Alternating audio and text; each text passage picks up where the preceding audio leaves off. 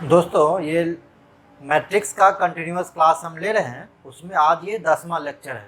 ठीक है, आज हम काफ़ी इम्पोर्टेंट टॉपिक के बारे में आज हम कहें या यूं हम कहें कि अगले एक दो क्लास में 2-3 क्लास जो भी चलने वाले हैं, इसमें हम मैट्रिक्स का जो सबसे इम्पोर्टेंट टॉपिक है उसके बारे में हम डिस्कशन करने वाले हैं। जो टॉपिक है आपका सिस्टम ऑफ लीनियर इक्वेशन। इसके अंदर में दो मेथड आपको पढ़ने हैं। सबसे पहला है क्रेमर्स रूल या डिटर्मिनेंट मेथड, दूसरा है गॉस एलिमिनेशन मेथड। और नेक्स्ट जो टॉपिक है आपका वो है eigen values and eigen matrix, और अगला है कैली हैमिल्टन थ्योरम। ये 3-4 टॉपिक आपका बचा हुआ है जो हम कंटिन्यूअस क्लास में आपको बताएंगे। ठीक है, तो आज के क्लास में हम आपको बताने वाले हैं सिस्टम ऑफ लीनियर इक्वेशन के बारे में, और उसके सॉल्यूशन का जो पहला मेथड है क्रेमर्स रूल या डिटर्मिनेंट मेथड, उसके बारे में आज की क्लास में हम डिस्कशन करने वाले हैं। ठीक है, चलिए हम वीडियो स्टार्ट करते हैं।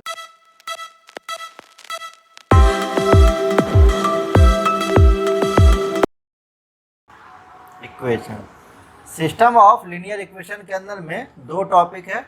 एक है होमोजीनियस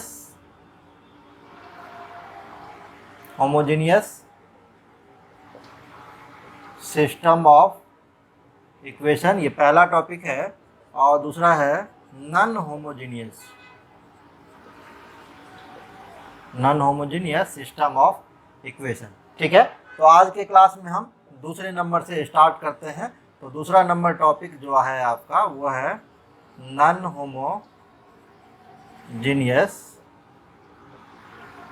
सिस्टम ऑफ इक्वेशन। क्या होता है देखते हैं हम इसके बारे में।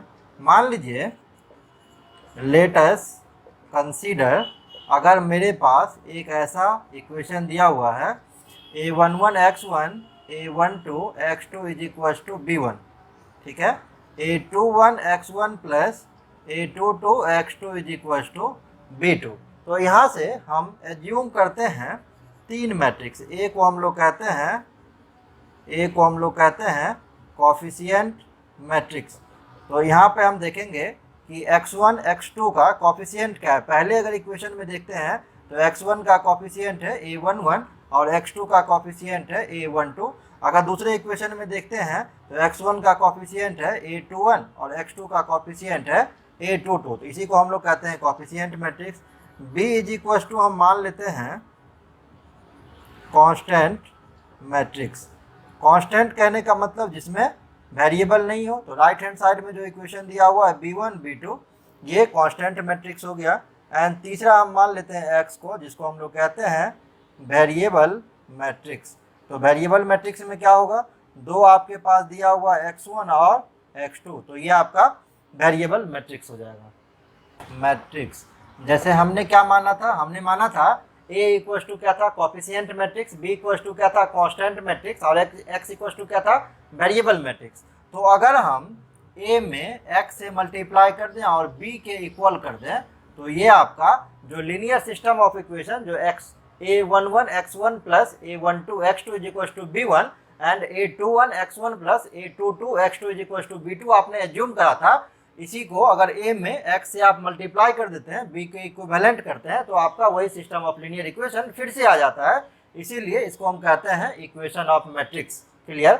अब आप बात कर सकते हैं कि सर नॉन होमोजीनियस इक्वेशन क्या होता है। तो जब किसी मैट्रिक्स के अंदर में ax is equal to b होगा, एक कांस्टेंट नंबर होगा, तो उसको नॉन होमोजीनियस इक्वेशन कहते हैं। और अगर किसी सिस्टम ऑफ इक्वेशन के अंदर में अगर हम एज्यूम करते हैं इक्वेशन ऑफ मैट्रिक्स मेरा आता है ax इज इक्वल टू 0, मतलब कांस्टेंट मैट्रिक्स का वैल्यू अगर 0 आ जाता है, तो उसको हम लोग कहते हैं होमोजीनियस सिस्टम ऑफ इक्वेशन।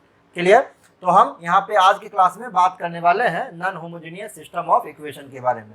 इसमें जो पहला मेथड है वो है आपका डिटर्मिनेंट मेथड, या इसी को आप लोग कहते हैं क्रेमर्स रूल। क्या होता है ये, क्या इसका थ्योरी है, हम सबसे पहले वो देखते हैं। ठीक है, जैसे मान लीजिए मेरे पास एक ऐसा इक्वेशन है a11 x1 a12 x2 is equal to b1, और दूसरा इक्वेशन है a11 x1 plus a22 x2 is equal to b2, है ना। ये तीन इक्वेशन ऑफ लीनियर सिस्टम भी हो सकता है आपका, है ना। जैसे a11 x1 plus a12 x2 plus a13 x3, ऐसा भी आपका हो सकता है। तीन वेरिएबल का कहने का मतलब। है ना। सेम बनाने का तरीका आप वैसे ही बनाएंगे। इस केस में क्या करेंगे, सबसे पहले एक डी एज्यूम कर लेंगे। डी जो है ना आपका वो है कॉफिशिएंट का डिटर्मिनेंट। कॉफिशिएंट जैसे x1 का कॉफिशिएंट क्या है, यहाँ a11 है। x2 का कॉफिशिएंट क्या है, a12 है। x1 का कॉफिशिएंट फिर यहाँ पे क्या है, a21 है। यहाँ पे क्या है, a22 है। इसका आप वैल्यू निकाल लेंगे। डिटर्मिनेंट का वैल्यू हम बताए थे आपको पिछले लेक्चर में निकालने के लिए। इसको इससे क्रॉस करेंगे, a11 a22 माइनस, फिर इसको इससे क्रॉस करेंगे a21 को a12 के साथ, तो निकल गया वैल्यू। अब हम इसके बाद क्या करेंगे, d1 का वैल्यू निकालेंगे, और जो d1 है ना मेरा वो x1 के लिए निकलता है। ठीक है, तो आप क्या कीजिए, x1 को ढक दीजिए, x1 वाले की जगह पे कांस्टेंट से इसको रिप्लेस कर दीजिए। कहने का मतलब जहाँ पे x1 का कॉफिशिएंट था वहाँ पे ये कांस्टेंट b1 b2 को आप लिख दीजिए, और बाकी सेम आप रख दीजिए। मतलब x2 के कॉफिशिएंट के साथ हम कुछ नहीं करेंगे। इसका वैल्यू निकाल लीजिए, तो b1 a22 minus b2 a12 हो जाएगा। सिमिलरली आप क्या कीजिए, d2 का वैल्यू निकालिए। इस बार आप क्या कीजिएगा, 11 को कांस्टेंट रखिएगा, 12 को रख दीजिएगा, है ना, x2 वाले को रख दीजिएगा, ढकिएगा, और किसे रिप्लेस कीजिएगा, कांस्टेंट से। तो ये हो जाएगा a11 a21, यहाँ हो जाएगा b1 और यहाँ हो जाएगा b2। इसका भी वैल्यू निकाल लीजिए, तो ये आपका हो जाएगा a11 b2 minus a21 b1। इसका भी डिटर्मिनेंट का वैल्यू निकल गया। अब नेक्स्ट आप क्या करेंगे, आपका वेरिएबल क्या था, x1 और x2। देयरफॉर आप लिखेंगे x1 is equal to d1 upon d का डिटर्मिनेंट, है ना, वैल्यू आएगा, डिवाइड कर देंगे, आपका आंसर निकल जाएगा। x2 is equal to d2 by d determinant का वैल्यू आप निकाल लेंगे। क्लियर, ये आपका वेरिएबल का वैल्यू निकल जाएगा। यहाँ एक चीज़ जो सबसे ध्यान देने लायक बात है वो ये है कि d इज इक्वल टू जो आप वैल्यू निकाले हैं, अगर किसी मैट्रिक्स में, ध्यान दीजिए यहाँ, अगर किसी मैट्रिक्स में d निकाले आप, d मतलब क्या, कॉफिशिएंट का डिटर्मिनेंट, और ये 0 हो जाता है, तो Cramer's rule can not be applied. आप लिख दीजिएगा, Cramer's rule can not be applied, can not be applied. आप कहेंगे कि सर ऐसा आप क्यों कह रहे हैं कि अप्लाइड नहीं होगा, तो हम क्या देख रहे हैं, जब हम वेरिएबल का वैल्यू निकाल रहे हैं तो d से हम डिवाइड कर रहे हैं। अगर d का वैल्यू 0 ऊपर निकल जाता, जब हम डिवाइड करते हैं तो हम जानते हैं किसी नंबर में अगर 0 से भागा देते हैं तो वो क्या होता है, मैथ में अनडिफाइंड होता है। उस केस में हम x1 x2 का वैल्यू नहीं निकाल सकते थे। ठीक है, तो ये कंडीशन आप जरा सा ध्यान रखिएगा। अब हम इस पर कुछ क्वेश्चन आपको बताते हैं ताकि आपका ये जो पूरा कॉन्सेप्ट है वो बिल्कुल क्लियर हो जाए। चलिए, ये क्वेश्चन दिया हुआ है, इसमें सबसे पहले आप क्या कीजिए, d का डिटर्मिनेंट निकालिए। d क्या है, कॉफिशिएंट है। पहला इक्वेशन में देखिए x का कॉफिशिएंट कितना है, 2 है, y का कॉफिशिएंट कितना है, 3 है, यहाँ पे लिख लीजिए। दूसरे इक्वेशन में चलते हैं, x का कॉफिशिएंट 3 है, y का कॉफिशिएंट 5 है। वैल्यू निकालिए इसका डिटर्मिनेंट का, तो 2 5 जा 10 माइनस 3 3 जा 9, कितना निकल गया, ये 1 निकला, है ना। अब हम क्या देख रहे हैं, determinant of d not equal to 0, so Cramer's rule can be applied. ये सारे क्वेश्चन में आपको लिखना होगा। ठीक है, ऑब्जेक्टिव आप सॉल्व करें तो लिखने की जरूरत ही नहीं है, आप किसी भी मेथड से बनाइए, सिर्फ वेरिएबल का वैल्यू निकालना होता है। नाउ d1 निकालिए, d1 का डिटर्मिनेंट कितना हो जाएगा, आप क्या करेंगे, कांस्टेंट से रिप्लेस कर देंगे, किसको, x वाले की जगह पे। x वाले की जगह पे कितना था, सबसे पहले आप y लिख लीजिए, आप सीख रहे हैं अभी, है ना, तो y आप लिख लीजिए। x वाले की जगह पे x को नहीं लिखना है, किसको लिखना है, कांस्टेंट को। तो पहले इक्वेशन से क्या कांस्टेंट आया है, 7, दूसरे से आया है 9, यहाँ पे रख दिया हम। आप वैल्यू निकाल लीजिए, 7 5 जा 35 माइनस 9 3 जा 27, कितना निकल गया, ये 8। फिर आप d2 का वैल्यू निकाल लीजिए, d2 का कितना हो जाएगा, तो आप पहले स्थान पर x को लिख लीजिए, जो x आपका दिया हुआ कॉफिशिएंट 2 3, और y वाले के स्थान पे आप कांस्टेंट को लिख दीजिए, तो ये 7 9, ये कितना हो जाएगा, 18 माइनस 21, तो कितना हो जाएगा, 18 में से 21 जाएगा तो -3 हो जाएगा। देयरफॉर वेरिएबल है आपका x y, तो x इक्वल टू क्या हो जाएगा, d1 by d2, d1 by d का डिटर्मिनेंट, तो d1 कितना निकला 8, और d कितना निकला आपका 1, तो ये आंसर हो जाएगा 8। और y इज इक्वल टू कितना हो जाएगा, d2 अपॉन d का डिटर्मिनेंट, तो d2 का वैल्यू है -3 अपॉन 1, तो -3, यही आपका आंसर हो गया। ठीक है, दूसरा क्वेश्चन है ये। फिर आप d का वैल्यू निकालिए, d मतलब कॉफिशिएंट का। पहला में x y z का कॉफिशिएंट 1 है, दूसरा में 2 है, 3 है, और सॉरी यहाँ पे -z होगा, -1 है, तीसरा में 6 है, -2 है, -3 है। इसका वैल्यू निकाल लीजिए, कितना वैल्यू निकलेगा, 1 इंटू -9 प्लस 2 -1 इंटू ये और ये गायब हो जाएगा, तो -6 और +6 प्लस 1 इंटू -4 -18, तो ये हो जाएगा 2 में से 9 जाएगा तो -7, -6 + 6 तो 0 हो गया वो, तो -0 लिख देते हैं। 18 और -4 तो -22 ना, -22 कितना हो गया, -29 हो गया। सही है, एक बार फिर से क्रॉस चेक कर लीजिए। एक्स वाई जेड का कोफिशिएंट 1 है, यहाँ 2 है, 3 है, -1 है, यहाँ पे 6 है, -2 है, -3 है। 1 को पहले बाहर निकालिए, ये गायब हो गया, -3, हाँ प्लस माइनस माइनस हो जाएगा ये minus minus plus by default sign minus होता है, तो 9 और 2 11 हो जाएगा, इसीलिए मैंने बोला था क्रॉस चेक कर लीजिए। -1 को आप बाहर निकालिए, ये और ये गायब हो जाएगा, तो -6 और माइनस माइनस +6, सही है। +1 इंटू ये और ये गायब करेंगे तो -4 और -18, ठीक है। तो आपका हो गया कितना, -4 -18 तो -22, अभी दोनों जुड़ जाएगा, तो आपका इतना नहीं होगा, आपका कितना हो जाएगा, ये -33 हो जाएगा। अब क्या देख रहे हैं, ये नॉन जीरो है, ठीक है। तो आप क्या कीजिए, D1 का वैल्यू निकालिए। D1 का कॉफिशिएंट कितना हो जाएगा, तो आपको हम क्या बताए हुए हैं, एक्स की जगह पे आप क्या करेंगे, कांस्टेंट को दे देंगे, तो कांस्टेंट है 6, 5 -7, बाकी आपका सेम रहेगा 1 -1 -3, ये सेम रहा, इसका वैल्यू निकाल लीजिए।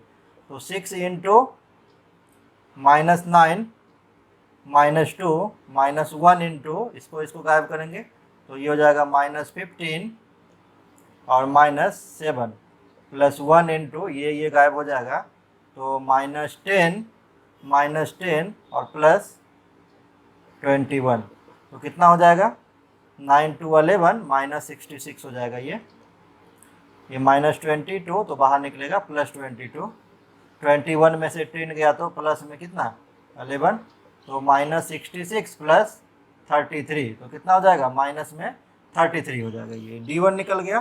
फिर आप D2 निकाल लीजिए। जब आप D2 निकालेंगे तो क्या होगा, पहले वाले को सेम रखेंगे और दूसरे वाले की जगह पे कांस्टेंट रख देंगे, तो 6 5 -7, और तीसरे वाले को भी आप कांस्टेंट रख देंगे, तो कितना निकल जाएगा, इसका वैल्यू निकालिए, -1 इंटू -15 -7 -6 इंटू -6 और +6 प्लस 1 इंटू -14 हो जाएगा और -30, तो ये कितना हो गया, -22, ये तो आपका 0 हो जाएगा, और ये कितना हो जाएगा, माइनस में 44, तो ये आप जब करेंगे तो ये माइनस में 66 आ जाएगा, ठीक है। D3 का वैल्यू निकालिए आप, तो D3 में क्या करेंगे, पहला तो कांस्टेंट हो जाएगा, है ना, पहले के साथ कुछ करना ही नहीं है, दूसरा भी कांस्टेंट हो जाएगा, और तीसरा आपका चेंज हो जाएगा, है ना, किससे, कांस्टेंट से, तो आप चेंज कर दीजिए, वैल्यू निकालिए इसका, 1 इंटू -21 और माइनस माइनस इस बार +10 हो जाएगा, -1 इंटू -14 -30 प्लस 6 इंटू ये गायब कर देंगे, -4 -18, है ना। 10 में से 21 गया तो कितना बच जाएगा, -11, यहाँ पे कितना हो जाएगा 44, लेकिन प्लस में होगा ये 44, और यहाँ पे कितना हो जाएगा 18 और 4 22 6 जा, और 22 6 जा कितना होता है 132, तो ये आपका हो जाएगा 44 माइनस 132, ये हो जाएगा 143। जब आप इसको घटाएंगे तो कितना बचेगा, ये 99 माइनस में, लेकिन 99 बचेगा, ठीक है। Therefore x is equal to क्या हो जाएगा, D1 अपॉन D का डिटर्मिनेंट, तो D1 का वैल्यू कितना आया है, D1 का वैल्यू आया आपका -33 अपॉन, और D का वैल्यू भी आया है -33, कट किया जाएगा वो आपको 1, y इज इक्वल टू कितना हो जाएगा, D2 अपॉन D का डिटर्मिनेंट, तो D2 का वैल्यू कितना है -66 अपॉन -33, कट किया जाएगा आपका 2, एंड z इक्वल टू क्या हो जाएगा, D3 अपॉन D का डिटर्मिनेंट, तो -99 अपॉन -33, ये कट किया जाएगा 3, तो आपका क्या हो गया, आंसर हो गया x का वैल्यू 1, y का वैल्यू 2 और z का वैल्यू 3। यही आपका इस क्वेश्चन का आंसर हो गया। आई थिंक आपको ये क्वेश्चन बहुत अच्छे से समझ में आ गया होगा, कहीं कोई दिक्कत होने की बात ही नहीं है अगर आप अच्छे से इसका सॉल्यूशन देखे होंगे तो। ठीक है, आप इसको नोट कर लीजिए। और चलते चलते मेरा वीडियो अगर आपको अच्छा लग रहा है, सारा कुछ क्लियर कॉन्सेप्ट आपको समझ में आ रहा है, तो प्लीज़ जाते जाते मेरे चैनल को सब्सक्राइब एंड लाइक करके जरूर जाना। एक अच्छा सा कमेंट भी मेरे लिए छोड़ देना, है ना। मिलते हैं नेक्स्ट वीडियो में। Thank you.